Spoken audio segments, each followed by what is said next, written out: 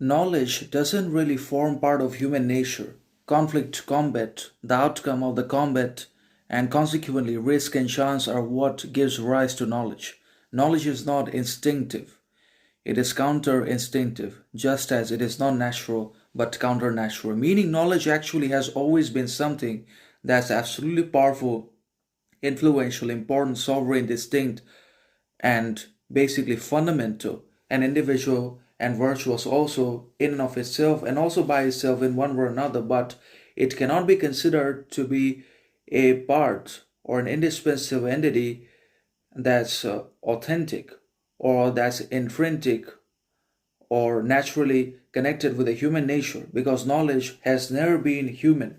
Knowledge has always been an external construct, an artificial development, a societal creation, a growth and cultivation or a formulation of the human beings in the world for their knowledge, for their development, acquisition, and seeking of knowledge, for basically quenching the thirst of our knowledge. We have developed knowledge because all men by nature desire knowledge, and not just that they desire other things, but also they want to be able to know and know more and more about different things in the world in one way or another. So knowledge is external.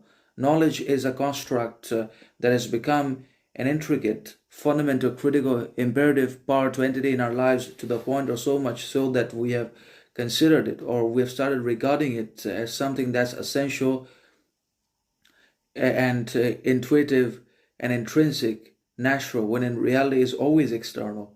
And obviously, knowledge can neither be absolutely possessed nor can be processed wholly by anyone in the world, because knowledge is always going to remain out of our possession, achievement, rich, accessibility, because knowledge is external to us. Knowledge is societal. Knowledge is a construct, and there is no end to it because there is ignorance, and also because there is a constant development and source of knowledge in the world that we can acquire all of it we want, but then again, there is going to be a new one. So there is always going to be something that we do not have the knowledge about, or that we just don't know about it. And that really shows that knowledge is a slippery illusion. Knowledge may also be one of our greatest lies and creations and constructs that we have created to basically provide ourselves with happiness, positivity, pleasure, relaxation, dopamine all the time, by neglecting,